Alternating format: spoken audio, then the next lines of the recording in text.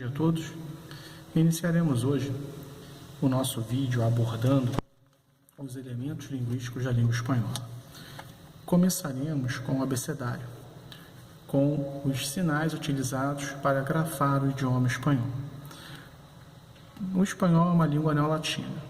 Por causa disso, se utiliza dos mesmos símbolos que o latim utilizava para ser grafado, assim como as demais línguas neolatinas fazem uso dos mesmos símbolos, o que facilita muito a nossa primeira abordagem na nossa aprendizagem. O que eu posso falar para os senhores é que o quadro vocálico da língua espanhola, em comparação com o da língua portuguesa, é mais simples. E isto porque a língua espanhola não possui vogais nasais. E também ela está desprovida de vogais orais abertas.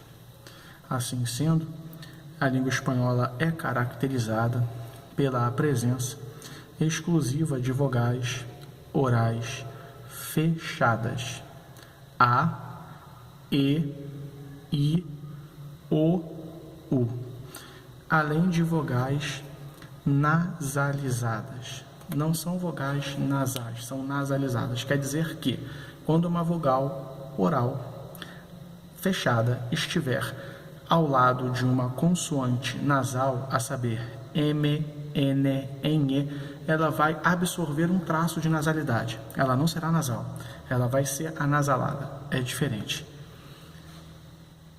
Essa é a grande diferença entre o quadro vocálico da língua portuguesa e o quadro vocálico da língua espanhola. Passemos agora a abordar o quadro consonantal. O quadro consonantal é bastante similar com aquele que temos na língua portuguesa, diferenciando-se pelo nome que se dá a algumas letras. Então temos B, C, D, F, G, H, J, K, L, M, N, N, P, Q, R, S, T, B corta, W, X, Y, Z. Senhores, após termos visto a composição do quadro vocálico, a composição do quadro consonantal, abordaremos agora as semelhanças e diferenças que há entre algumas dessas letras na própria língua espanhola e a semelhança e a diferença entre estas e a língua portuguesa. Comecemos, portanto, a abordar duas letras, a letra R, em português chama-se G, e a letra J, em português J. É o mesmo símbolo, sons diferentes. A letra G, em espanhol, Re, se nós colocarmos juntos das vogais A, E, I, O, U, teremos Ga, Re, Ri, Go, Gu. A letra J, que se chama Jota, por sua vez, fazendo a mesma aproximação com as mesmas vogais, teremos Ra, Re, Ri, Ro, Ru. Assim nós pronunciaremos Ramon, quer dizer presunto. Assim nós pronunciaremos gente, quer dizer gente. Gente se escreve G-E-N-T-E. R-E-N-T-E. Ramon se escreve J-O-M-A. Perdão. J-A-M-O-N. J-A-M-O-N. Ramon. Faremos agora a aproximação do J, letra J, com a letra R. Um R só, R. Vocês vão perceber, vamos fazer a aproximação dessas duas letras com as vogais. Então, Ra, J-A, Ri, Ri, Ro, Ru.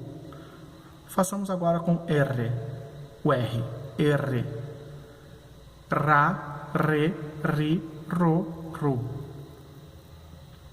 Temos aí uma diferença bem importante e muito mais marcante quando comparamos essas duas letras, o som delas, com a que fazemos em português. Passemos agora à letra S e Z. Reparem só que eu falei S para a letra S e Z para a letra Z. Porque na Espanha é assim que se pronuncia e é assim que se distingue. Então o espanhol vai pronunciar caça, local onde se mora, e caça, o animal que foi caçado. É o ato de caçar. Na América Hispânica houve uma simplificação. Essas duas letras têm o mesmo som, houve uma neutralização dos sons. Então o hispano-americano vai pronunciar la caça, que é o local onde se mora, e la caça, que é a caça, né? O bicho que foi caçado, por exemplo. Passemos agora a abordar a diferença entre B larga e B corta. B larga é o B que temos em língua portuguesa. B corta é o V que temos em língua portuguesa. Por quê? Vocês podem perceber, B larga, B corta é o mesmo som, B.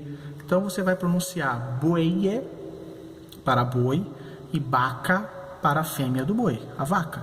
Então tanto o B de bueye quanto o B de vaca é o mesmo B, né? Aos ouvidos não há diferença.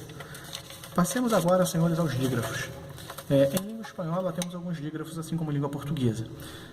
Em língua portuguesa, aquilo que conhecemos por L e H, em língua espanhola são dois L's, né?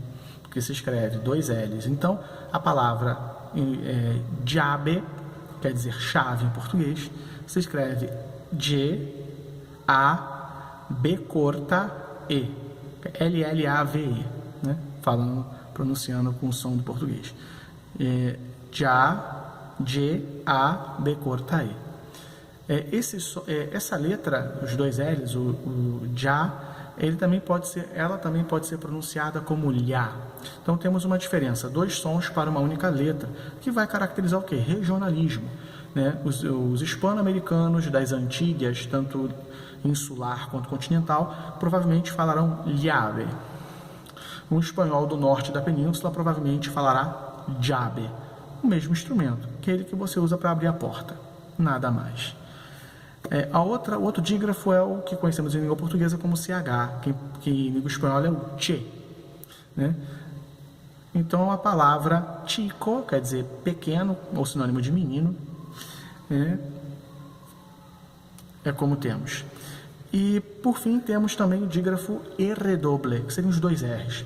Com a diferença, R-doble ele vai ter um som múltiplo, R. Então nós podemos falar a palavra carro, que dependendo da tradução pode ser carroça ou carro. Carro. E assim fica. E a diferença em relação à língua portuguesa é que não se separa. Esse R múltiple, R doble, ele vai ficar junto na mesma sílaba, né? Essa é uma grande diferença. E por fim, vamos tratar aqui da letra que é a letra característica da língua espanhola, que é o ñ. Como é que é esse ñ? Que em português é um dígrafo, é o NH. Ñ. Ele se escreve a letra N com tio, né? Então a palavra ninho, menino, criança, né? Sexo masculino, NI, nheo, ninho, né? E assim temos. Senhores, temos aqui, quero marcar a diferença da letra L. Por quê? Porque no português do Brasil, a letra L, em espanhol L, vocalizou-se, ela virou um U, né? Ninguém fala Brasil, o brasileiro fala Brasil, como se fosse o U, mas não é um L. O que não acontece em língua espanhola. A língua espanhola L tem som de L. Então o nome Brasil, em espanhol, vai ficar Brasil. Legal, legal. Imoral, imoral. E é assim mesmo. Tem que forçar. Para nós, a primeiro momento, vai ser algo meio forçado, mas é natural na língua espanhola. Legal, natural, moral, Brasil. É assim que se pronuncia o L, sempre em final de sílaba ou em final de palavra. Essa é a diferença básica. Senhores, antes de nós terminarmos, eu vou fazer a leitura de um poema chamado 29 em Números Romanos. O autor dele é o poeta Antônio Machado. E eu peço que vocês façam o seguinte, que vocês ouçam e depois coloquem um fone de ouvido, tentem ouvir e repetir ao mesmo tempo, para que vocês possam treinar essa leitura. O nosso curso é de compreensão leitora, não é de leitura, mas a partir do momento em que vocês estão tendo a noção desse instrumental, nada os impedirá de, por sua própria conta, fazer uma leitura em voz alta dos textos que vamos tratar ao longo do nosso curso. Prestem atenção ao poema. Caminante, son tus huellas el camino y nada más. Caminante, no hay camino, se hace camino al andar. Al andar se hace camino, y al volver la vista atrás, se ve la senda que nunca se ha de volver a pisar. Caminante, no hay camino, sino estelas en la mar. Muito obrigado pela atenção de todos. Até o nosso próximo encontro e um excelente dia.